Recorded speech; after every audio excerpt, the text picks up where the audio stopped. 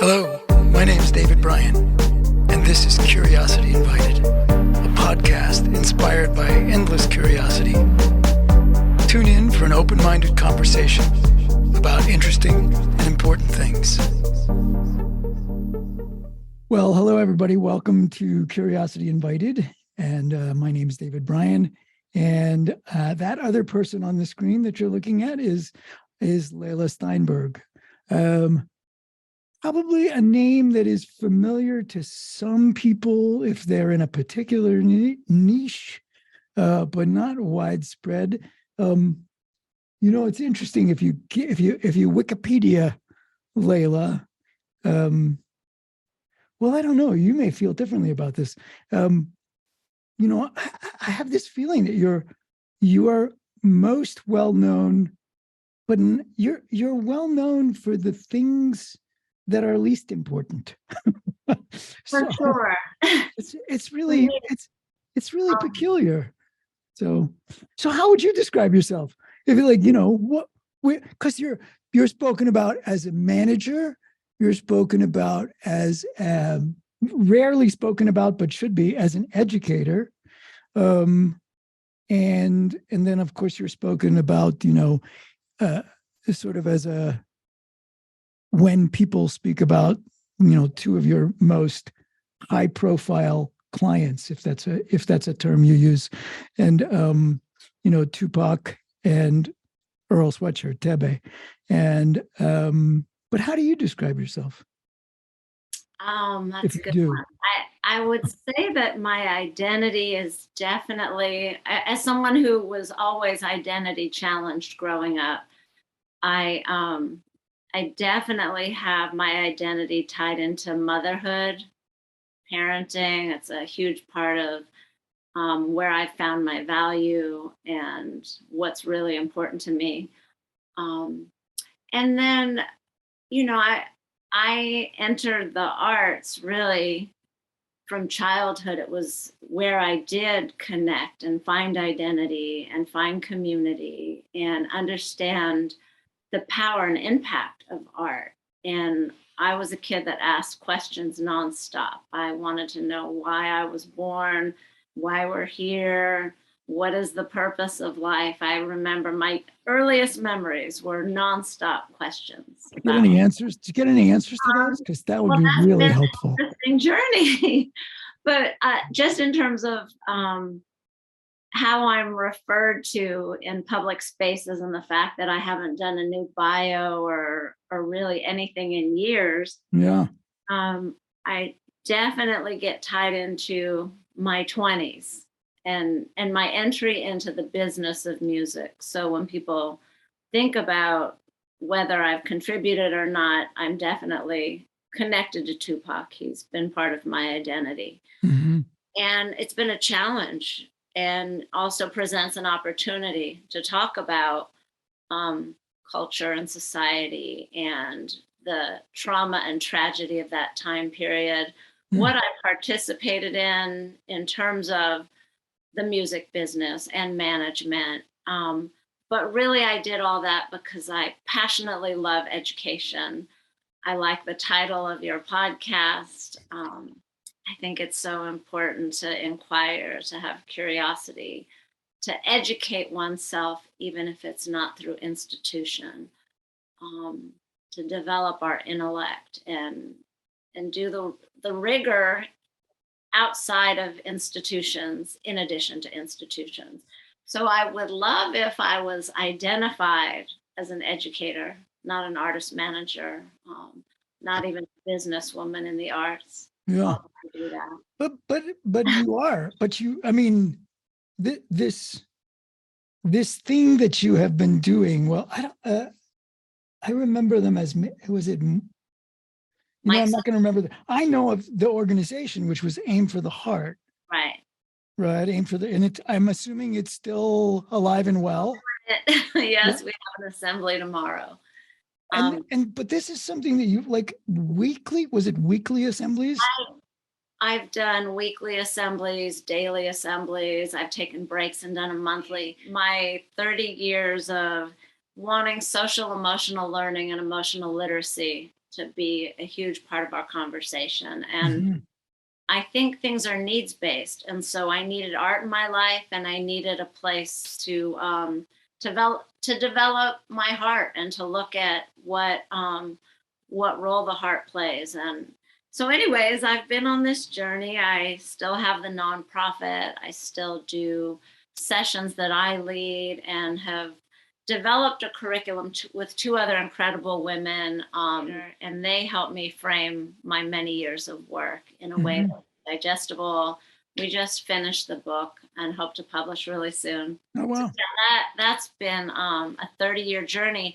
And so Tupac and Earl and the many artists that I've worked with all these years really comes from my desire to have deeper conversation, to do educational work, to impart emotional literacy. And the thing about an Earl or a Tupac is that they hit critical mass, they have reach. What we could do overnight if people understood their power, their leadership, Mhm. would be incredible. And so artists are so powerful that I find myself over and over again in spaces educating artists so that they can really hit numbers. And We haven't spoken a lot. People should know. I know Leila from years ago. We had a person, a friend, a person in common. Larry Bresner was how I met you.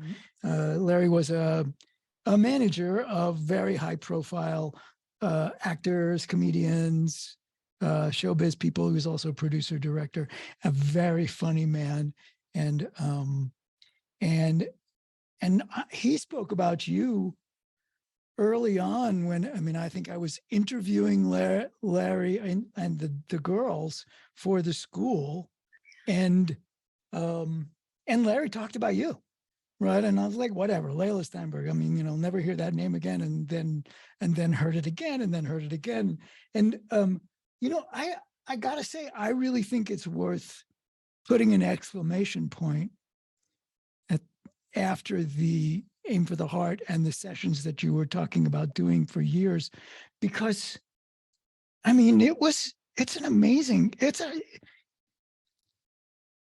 Herculean feat to do that many, right? Like, I mean, it's every week, right? It was every we're week, sometimes every 30, day. I guess my oldest, oh my gosh. Yes, once Yeah, you my start that, oldest is it's really going to be scary. 38. So I've been doing these sessions for 35 years pretty consistently all over. And it started as a little incubation process in my living room to create assemblies and have difficult conversations with large groups in schools.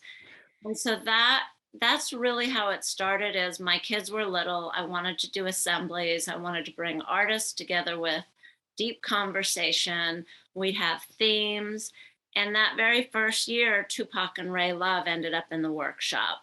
And I don't know that I knew what I was doing, but back to education. So when I was in Santa Monica, I went to two schools. I went to the alternative school in Santa Monica and Samo High in the afternoon. Hmm.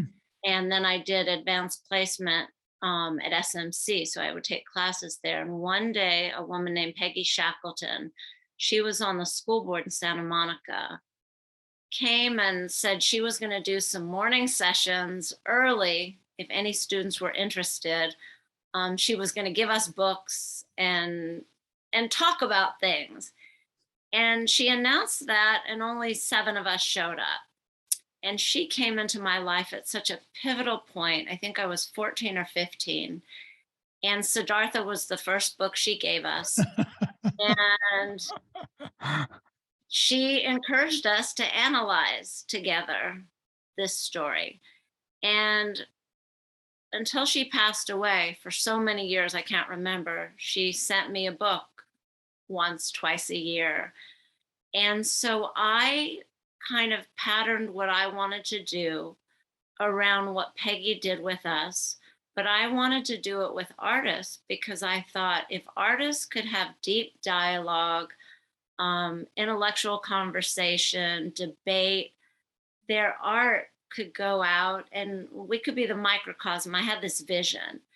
And then Tupac joined the group and he really challenged a lot of my vision. So then I also looked at, He was a kid. He was a people always say, how did this kid have such an impact? You were 9 years older than him. What was it?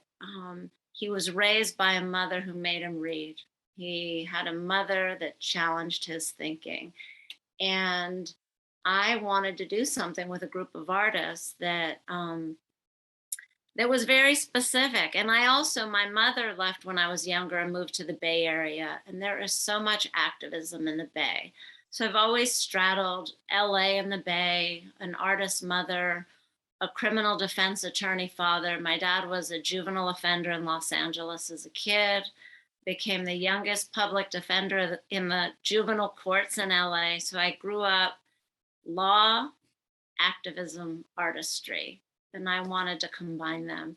And that's really how this started in my living room. It was an incubation of dialogue, topics, assemblies, and the marketing and promotion of a new genre of music. And I don't even know that I realized I was marketing and promoting hip hop in its early days through the assemblies. But we began to see very quickly that when you put an artist in front of 2,000 kids in an assembly, you pass out flyers after school, you invite them to your functions, you suddenly have this. But I've always been drawn to music that informs change. I grew up, 1961. My mother was at every musical function, from Bob Dylan to Hendrix to whoever, informed my younger years. So any music that was music based in activism, I was drawn in. That was and at the time, the music really deeply rooted in activism was what we now refer to as hip hop, for sure. I really understood. I'm from LA. My formative early years we migrated 64th in Vermont, La Cienega area, Santa Monica, Malibu. So I've had this relationship to South Central. You've been upwardly mobile. Yes.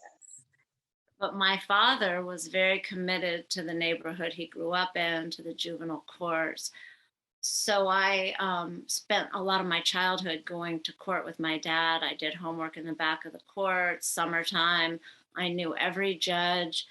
And I really had a father that talked about equity and equality, and that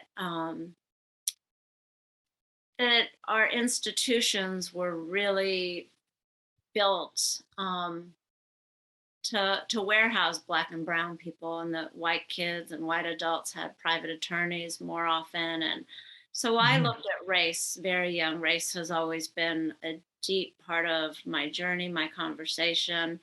Well, it's also you. I mean, you may present. Well, you've got a name, Leila Steinberg.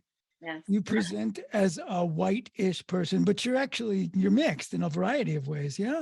We have a very mixed family, but and it's so funny. I don't know what to think of all the DNA things, but you grow up identifying and understanding this, and all of a sudden you look at your identity through this lens of whatever the genetics are. And I'm like, oh, I'm 23% Italian. I never knew I had an ounce of Italian, so I don't know.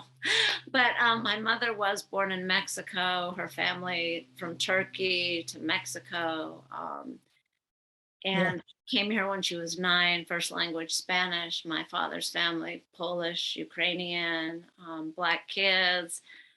And I grew up, if you look at my elementary school, every photo of my class, predominantly Black and brown. So I identified with my neighborhood.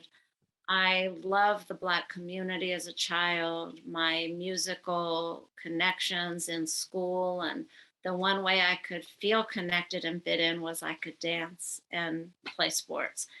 And so it was where we forgot who we were, what our families looked like. It was how I built a community of friends that I still have to this day. And from an early age, I don't mean early age, but you saw the need for wisdom of yearning for what, what now fits under the umbrella of social emotional learning, or it was intelligence, right? So why did you have a story for why you thought that was so important? Um, And and how does it feel for it to be villainized now that you look around the world? It's like, we don't want any of that social emotional learning. Like, what? and I think if we look at what's going on right now with the conversations that we have, whether we want to talk about what's happening with Kanye or Kyrie, Well, I hope to get there. Yes. we want to talk about what's going on in Iran. Um, we are illiterate. We are culturally illiterate, racially illiterate. And the reason I always bring up emotional literacy, and it's at the core of my root of my work, is that Mhm. if you get someone's heart, you can take them anywhere. And because we're emotionally illiterate, we don't take the time to do the work that would help us have the empathy we need to stop canceling people, to not have conversations. Um, Half the people that take political positions have never done the work to even understand what we're voting for. They're guided Mhm. by other people's work, and I think that's really heartbreaking, especially because I've seen this and watched it. But I'm looking at how to help young people manage their pain so that they make conscious choices and don't end up caught up. And it's so unbalanced, and the way we treat people of color is so different. There is nowhere that we can understand race more than walking through prison yards or juvenile halls. And because I've spent 34 years in institutions looking, studying, doing the work, I always come back to emotional education and everything else follows. Mhm. And I mean, all of the people that we could identify and look at are hurting. We have so many people in pain, traumatized, angry, that we can't even have the underlying conversations that are needed. And there's some truth to what everyone is saying. um, I'm always looking at, I am a white woman, even if my mother is a really brown woman, what she is. Even if I have black and brown, I'm a white woman. I have privilege. I have the last name Steinberg. I have lived in privilege even when we didn't have anything. Mhm. And I've always understood that. I have always had grandparents and parents that reminded me what they sacrificed for me to have the privilege of analysis, even, and to have social commentary and to contribute. And that really, for my grandmother to say it's a privilege to even contemplate social change, somehow stuck with me. And so I felt responsibility. So even in looking at what Kanye was really saying when he was addressing the Jewish community, I always want to look at what is the truth of this pain? What is the underlying issue? And how many other people have said things and have not been held accountable? Why can Eminem say the N word and Justin Bieber and we did not cancel them? And so I also want to look at, in bringing these conversations to the table, if we could do it as someone who's emotionally literate, we could have the conversation in a different way. And these are really painful conversations. I have family on both sides of every argument. So I'm always sitting in the middle, like, how can we? Can you say a little, because you brought up the Kanye thing? Is you've been around that world, the world of hip hop, whatever, for in for a variety of ways, right? For years. Um, is there an issue in that, more specifically in that world? I mean, is anti-Semitism somehow larger there than it is elsewhere? Um, I think it's hard to frame anti Semitism in the way that the Yeah. conversation that I'm hearing is going. I think there's a deep history in the Black and Jewish community. And there's a history of promise and possibility and pain. And there's a lot of work that has been done with both communities together.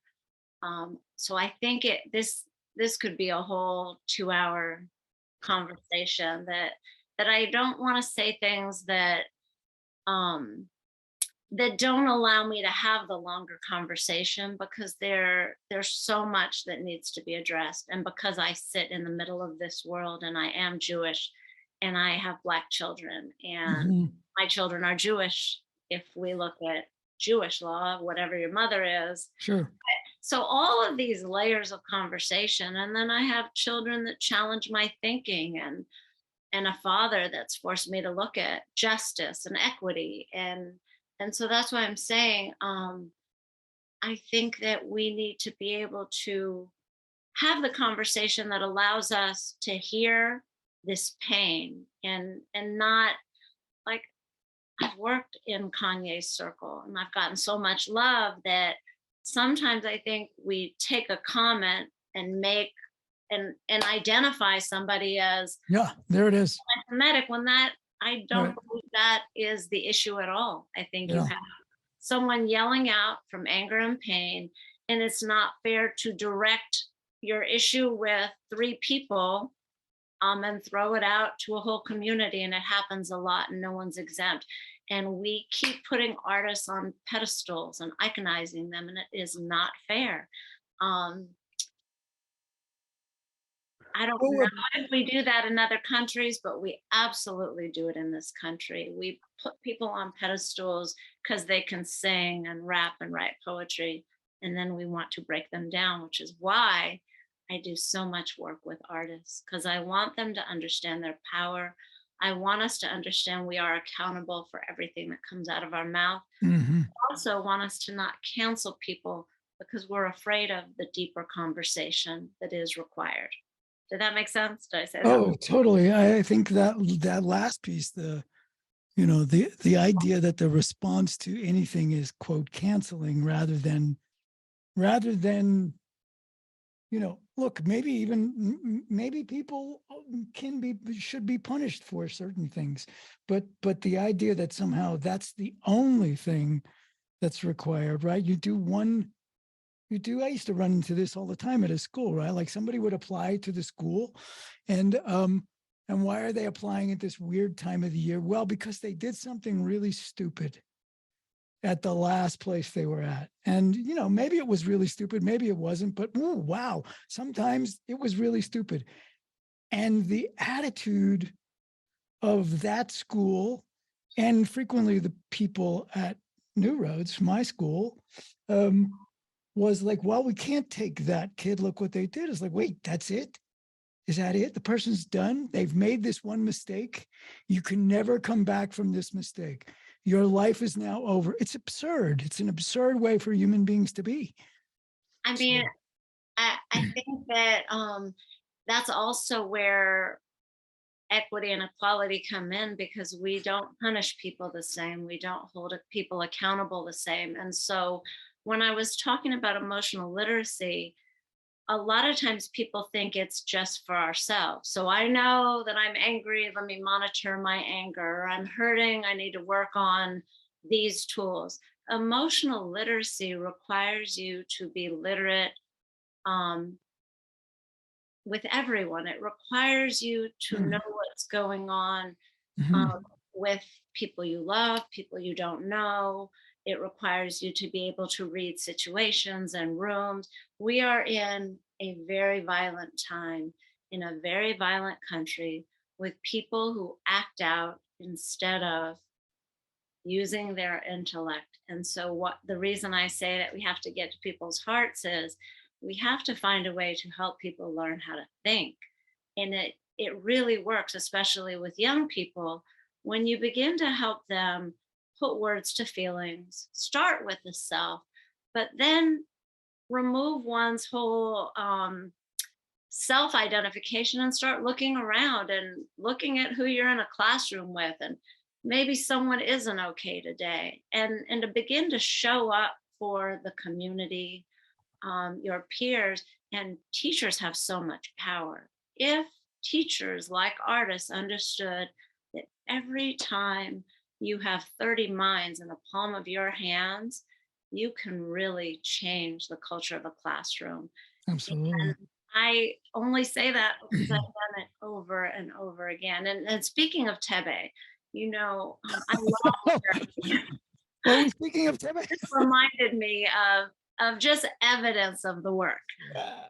I mean, it is important because what it did was it gave me an opportunity for my own redemption. Although What does I am that mean? I'm about to tell you, but I feel like there was a group of us with Tupac that watched him go off a cliff. Hmm. We saw it. We talked about it. I You stayed in talk about it with him? with just he was 25 years old and got murdered.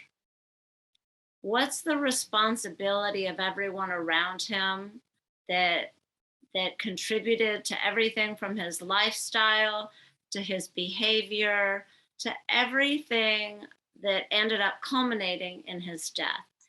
And because I was never a threat and not much of a factor in the later years, I always maintained a relationship with Tupac. I stopped doing management work for him around 93. It was too much. It was toxic. I never signed up for what it became. I always looked at Pac's reach and possibility and his heart in those early days when we had a big dream that together we would change education, social justice. We really were a group of young people that saw what we could do and the possibility. But what, oh, sorry. I think they're working on trees next door. Let's hope that doesn't get loud. All right. We'll But still figure it out. but anyways, it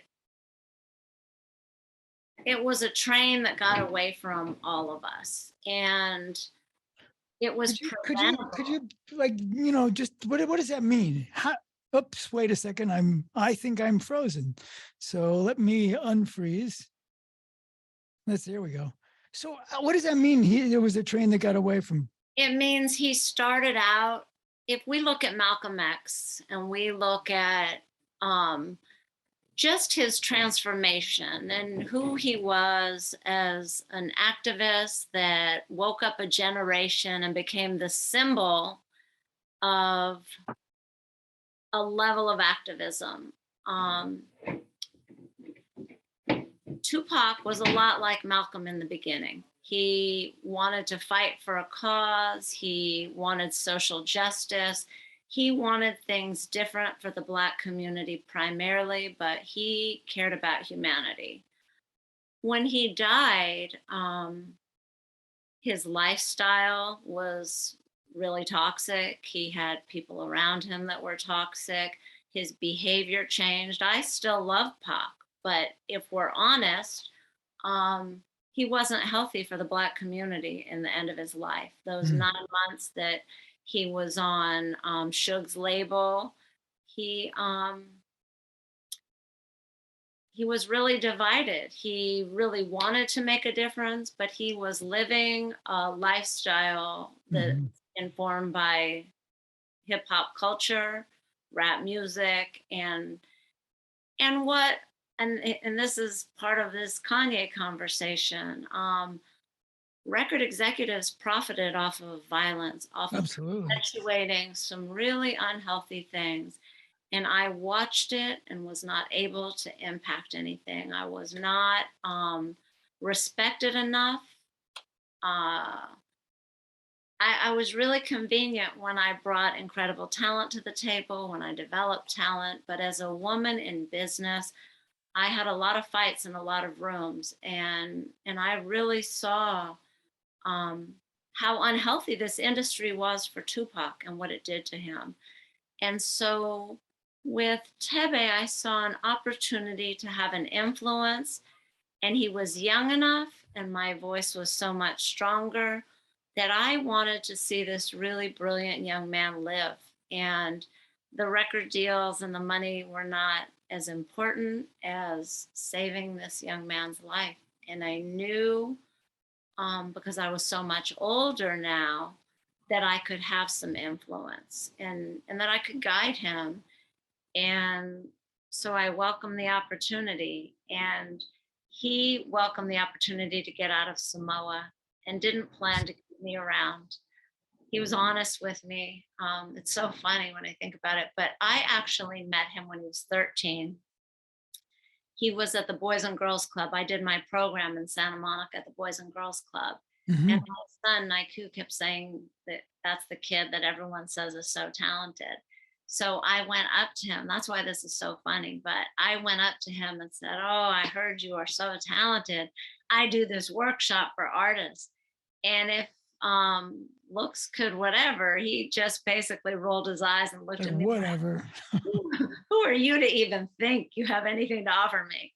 So the funny thing is, a couple years later, when Larry called me and I could not tell anybody. There's a whole search for him and free Earl, and I couldn't even tell my kids. You and me both. I ended up being able to kind of manipulate him to cooperate with me and my work and my curriculum. We had a deal. I'll come get you, but you got to do a little bit of writing. And so it was an amazing opportunity because I had never worked with someone on a Zoom through phone calls. And Well, so okay, so tell me, but honestly, why did he keep you around? Because you said he was you were a ticket out of Samoa. yeah, he knew I could help him. I know how to navigate the justice system, Yeah. facilities, education. He knew I could help take him through graduation. And he also knew that it would be complicated if he ran home and got together with the group that his mom was so frustrated with because Right. we're not considering her son's health, his mental health. Right. Oh, it's an industry. Totally. He could make people a whole lot of money. Right. And he's not Tyler. Tyler has gone on to make a shit ton of money. He's brilliant. I love Tyler. I think he has his own journey, but This is Tyler, the Creator. Just yeah, in case people don't. but Not that they'll know anything when you say it. I never planned to actually stay on as his manager. I wanted an opportunity to intercept what I know this industry could do to this young man.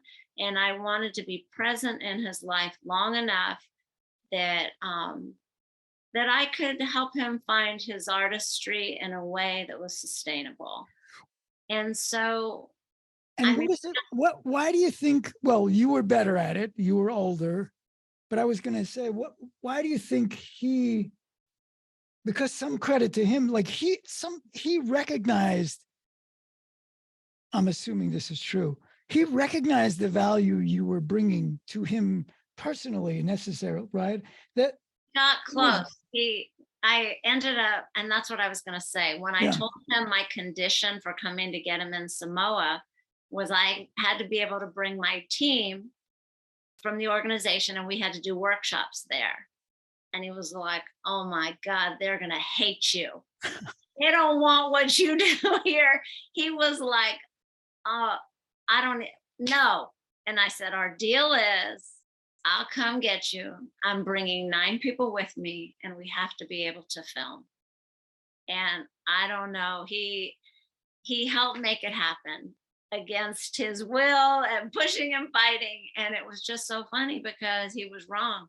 We came, we workshopped. He actually took us with him. He built a relationship with some of the community. We got to go to villages that people don't even get to go to. And we workshopped the whole time. And it was so powerful. So we had to realize we were all right. Something we were doing is okay. And we're going to keep doing some stuff together, but it's temporary. He let me know, like, I'm not keeping you around in my business. And then slowly, I don't know what happened. I kept showing up and I was like, work with whoever you want. There were times I was like, I don't have to participate in the finance, but I'm showing up. And so now we're family. It's been 10 years. And my It's been daughter, 10 Devin, years. yeah, Devaney has really taken over. She's doing business now. I just get to be like Cheryl, a parent. Well, so no, what do you do with Tupac? I mean, sorry, with Thebe. I still oversee a lot of the business decisions. I still know all of his music by heart, his songs. I still do some of the work around contracts, opportunities, but my daughter Devaney does almost everything. And what about, do you have a, not a say, but a voice? Do you add your voice? Well, so because what you spoke about with Tupac was sort of watching him being pulled in a direction by an industry that, it's just about devouring and not being able to, or not being aware enough to stop it. And is it the same industry? Are those same pulls there? And do you have a voice? Do you get to participate in that It's the conversation? same industry. No, it's worse. It's actually worse. That's what I thought. And yes, that is the one thing I offer is that, and we fight. It's awesome. We actually get to address the issues around the industry.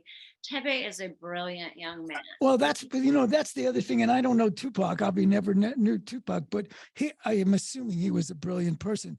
But the thing I do know about Thebe is, that's a very, very astute human being, and And always was. he absolutely was, but he also, like all of us, had a lot of pain and issues and a lot Yeah. of depression. So I'm older now and I put into practice my theory. Mm-hmm. Years I talked about emotional literacy and holding conversation, but I Mm-hmm. wasn't as skilled. So 30 years later, I can sit and mediate large groups that don't agree. I can mediate label artist. I just show up differently Yeah. and I know a lot more. I was so Mm-hmm. young then. I thought I knew everything. Now I know I don't know anything, but I can show up and work with you through it. And so our relationship has superseded business. We still do business, but we do it as a community and work together. We've been able to look at the systemic issues around how people do business and don't mix business and family. It's important that you let your mother know what's going on, that you are able to do some family business, that you talk about things. I always felt I worked for Cheryl. The That's Cheryl's his reality mom. is, Yeah. no one has more interest in their child than a mother. So she never has an agenda. Her only agenda is the well being of her child. Yeah. That's helped me to build a relationship, Yeah.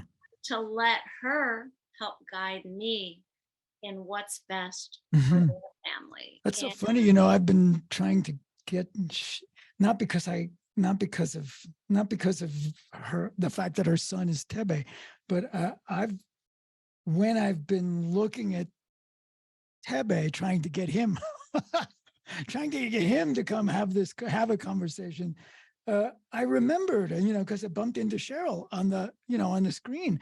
It's like, oh my God, I want to speak to her about the whole critical. I mean, she actually is somebody who knows something about critical race theory and what it is and what it isn't. And so I'm trying to get her. Cheryl is a really important woman. And if you can get her to come and talk, I think Oh, I would love to. I would love to. Is she still at UCLA? Do you know? yes, She she's is. Yeah. in LA. And yeah, that's the other thing is that um, he is so smart and brilliant parents. That's a Mhm. lot to be in the shadow of his mother's intellect. It is a lot to be in the shadow of activists and revolutionary thinkers. So I also was raised by a lawyer. I think there's something about lawyers' kids. And so I bonded with Thebe in so many different ways. And I'm just so thankful. And the other thing, I have to go vote soon, so we might have to do part no, two. we can, But we I can, wanted we to can wind share. this, we can definitely wind this up. So say what you want to say. You asked me about anything I'm doing. I completely forgot until just now. And it has to do with Thebe and just looking at technology and the power of technology and how much more advanced some of the kids that are coming in now are, and how they think and how they laugh at us as we dwell on certain issues that old folks are arguing over, and the kids are like, we've dismissed you guys.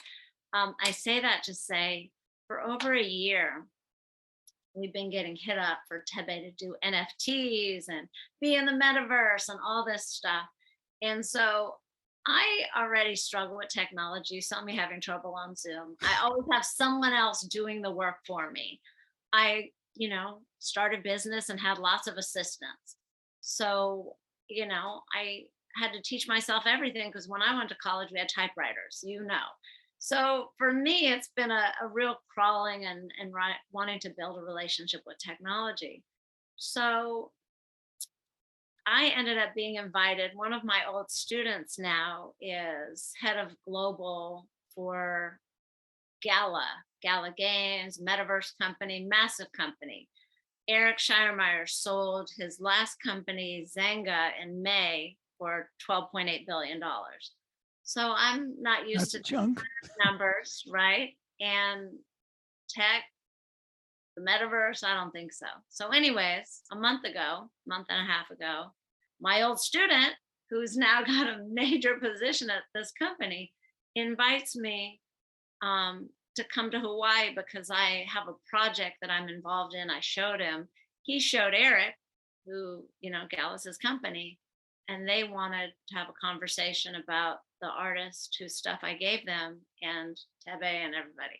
So I ended up in Hawaii on the Big Island with 15 executives from this company. And I was so blown away by just the culture of how they do business. And prior to my even sitting in on meetings, I was like, oh my gosh, I have a naturopathic doctor here. They're getting vitamin drips, all this incredible food, and wow, to live like this. To encourage everyone in the company to work remotely, and every other month they meet in an amazing place. They save all that money on rent and instead have amazing experiences. And then everyone has to go through this training at Gala, and they have to do emotional literacy work. I was like, what? Because I've gone and done workshops at William Morris and SoundCloud, but I'm usually introducing the concept. Yes. Spaces in education. And here is this company in the metaverse requiring this kind of work before you even get to work with a company. So I was intrigued. Then I began to look at their business model, and I really sat down and explored my own new way of thinking at gaming and the way these kids are in the metaverse playing games with kids all over the world. Mm-hmm. And gaming has now gone into art and music and all of this stuff they're doing now in the metaverse. And I began to look at how exciting it would be to penetrate the gaming and music spaces and work with messaging to a very focused community, just like those incarcerated can't go anywhere. You begin to focus and you start, if you show up, to do really deep work because you can't go anywhere. And the gamers are the same way. You have a very focused audience. They're all over the world. They understand team and sport. They get some of the concepts, but they're doing it in this very weird space. Right. Anyway, in a month's time, I've already brought a whole new group of young artists to the space, and every one of them has sold out. It's so absurd. The money is, everything is decentralized. And so I went from being so resistant to now I think I'm a recruiter or something, but I'm so excited about the metaverse now. And I'm talking to kids all over the world through the Discord. And I suddenly see the possibility. And then I Mhm. realize every campus has a metaverse club. And we have named Staples crypto.com for a reason. So now I'll be spending this next year really stepping into metaverse spaces and looking at the role education can play in a global way, to And have when new you say conversations. education, you mean emotional education. I'm not just talking about what I want to do in education. I just see it as the new frontier. There's I definitely the new could have frontier. this podcast in the metaverse and you would be reaching a global audience. The capacity now to translate in an instant is insane. So now I'm like, oh my God, I can talk to young people all over the world. I have my agenda, but I'm not even looking just at my agenda. I'm looking at being on the forefront with people who see the possibility of bringing not just gaming, not just music, film, television, but really Mhm. looking at the metaverse, um, and the possibilities in education. So I yeah, I've think been that's for 4 phenomenal. weeks. I think it's one of those things for years I've been, there's so much bashing of kids staring at screens, right? Kids staring at screens. There's so much bashing of it. And the piece of the conversation that so rarely happens is, what is it adding? What are the possibilities it's opening up?